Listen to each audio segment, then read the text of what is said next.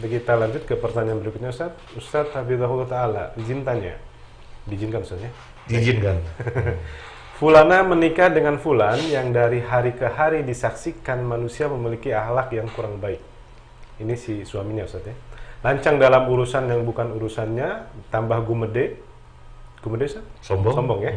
Suka mencibir, nyinyir kepada mertua dan ipar-iparnya, dan berkonsumsi lebih dari income-nya dan lain-lain. Fulana ini menutup mata dan murka kalau dikasih masukan tentang hal tersebut. Ke belakangnya malah menjauhi orang-orang yang mengasih masukan tadi. Apakah sampai segitunya untuk dikategorikan sebagai istri solehah? Mohon pencerahan Ustaz. Jazakallahu khairan wa barakallahu fikum. Amin wa yakum. Kalau memang benar Ya. keadaan Fulana yang diceritakan di sini, kita justru heran. Kalau pertanyaannya apakah seperti itu kategori wanita solihah, kita heran. Masa seperti itu wanita solihah? Wanita solehah itu, solehah artinya apa solehah? Ya. Solehah artinya apa? Bahasa Indonesianya apa solehah? Baik. Baik. Ya. Saleh dan solehah artinya baik. Yang namanya baik itu baik secara akidah, baik secara ibadah, baik secara akhlak. Orang baik akidah juga ada kesyirikan. Ya. Orang baik ibadahnya tidak meninggalkan kewajiban. Ya. Tapi akhlaknya buruk seperti yang disebutkan di sini gitu ya. Apa saja tadi banyak sekali ya. Suka mencibir, gumede, menggunakan barang sangat konsumtif sehingga melebihi kemampuannya dan yang lain tadi gitu ya. Itu akhlak yang buruk ya. Itu akhlak yang buruk. Nah, jadi yang dikehendaki dari pertanyaan ini apa kira-kira? Kalau yang dihendaki ini kemungkinan yang memiliki akhlak itu adalah pasangannya, Ustaz. Si laki-lakinya. Suaminya. Karena si istrinya menutup mata dengan kondisi itu dengan alasan menjadi wanita yang solihah. Kemudian maksud ditanyakannya? Yang ditanyakan apakah sampai segitunya orang solihah sehingga harus menutupi keburukan suaminya, menutup mata, bahkan dia membenci orang yang memberikan masukan. Iya, yang jelas itu bukan wanita solihah. Kalau memang demikian keadaannya, itu bukan wanita solihah. Dan sangat disayangkan ya, ini untuk wanita pelakunya ya. Siapapun lah untuk wanita ketika menjadi istri, bahwasanya dia sudah dipilih ya oleh seorang suami, bukan saja baik kepada Allah ya, tapi juga baik kepada sekitar. Itu harus diketahui. Kepada mertuanya baik, kepada keluarga suami harus baik. Ini masalah muamalah dengan yang dekat dengan sekitar. Kepada mertua, yang namanya mertua, sikapilah seperti orang tuanya sendiri ya. Hormatilah, muliakanlah sebagaimana orang tuanya sendiri ya. Kemudian kepada keluarganya suami, sebagaimana suami menghormati keluarganya, dia juga harus bisa menghormati. Memang saya nggak apa-apa lebarkan sedikit ya buat ya. Jadi suka-suka terjadi pada istri itu kurang bisa menghormati keluarga suami. Ya. Kita nggak bilang semuanya, tapi suka-suka masih terjadi. Keluarga istri kurang bisa menghormati keluarga suami. Nah, ketika terjadi demikian, suami mangkel. Bagaimana mungkin orang tuanya yang dimuliakan? Bagaimana mungkin kakak adiknya, paman bibinya, dan yang lainnya yang dihormati? Kok dia tidak bisa berbuat sebagaimana dirinya? Nah, itu akhirnya ada muncul permasalahan nanti. Ya. Maka ini kepada istri harus diketahui, gitu ya. Termasuk kadang-kadang dijumpai sebagian istri menunjukkan roman muka yang tidak senang ketika suami kirim ke orang tuanya, bantu adiknya, bantu keluarganya, memang dibantu, menunjukkan roman yang kurang suka.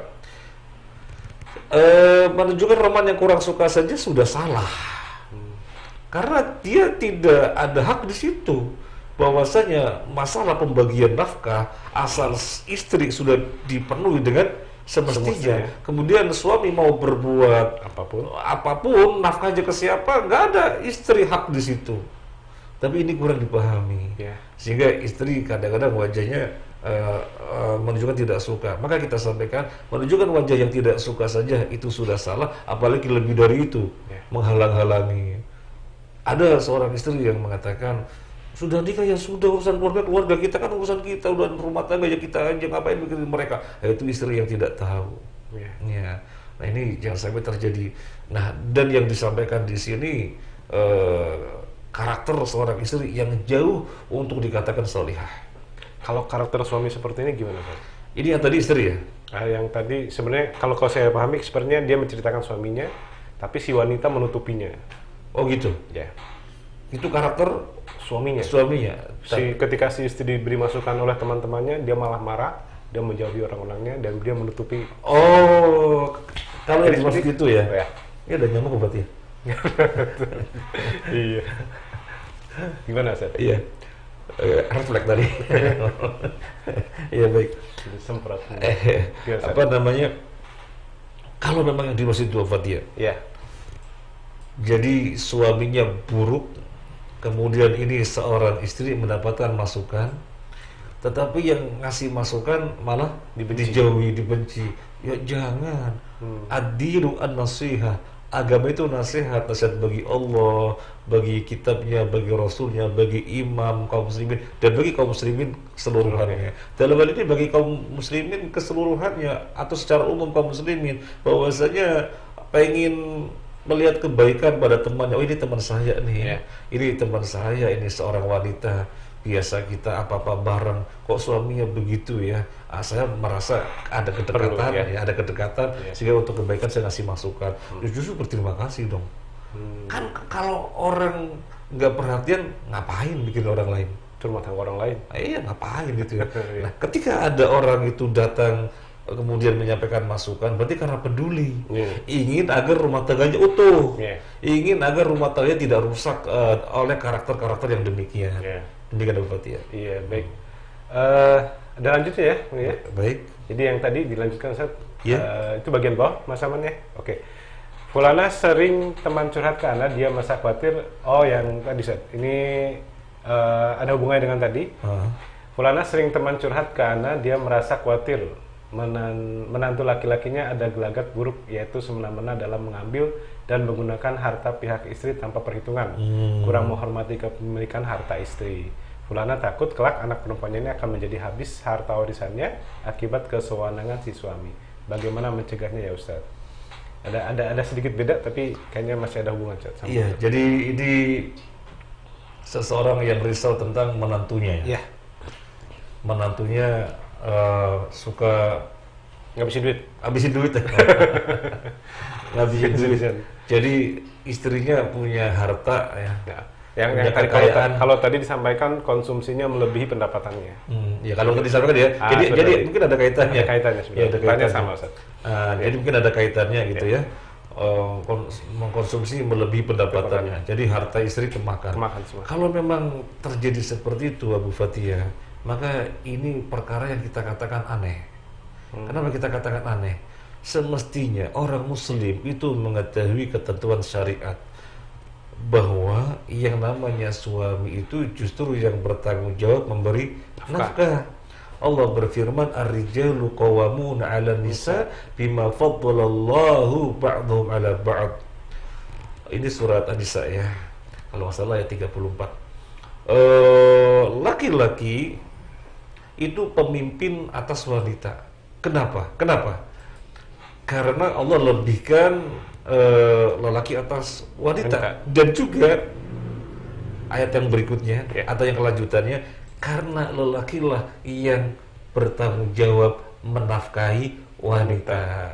Allah menyatakan lelaki yang bertanggung jawab menafkahi wanita sebagai alasan untuk jadi pemimpin, sebagai alasan untuk jadi pengayom, sebagai alasan untuk jadi pelindung. Karena dia ada dua kelebihan tadi, kelebihan secara fisik kuat untuk jadi pemimpin, dan kondisi secara tanggung jawab dialah yang beri nafkah.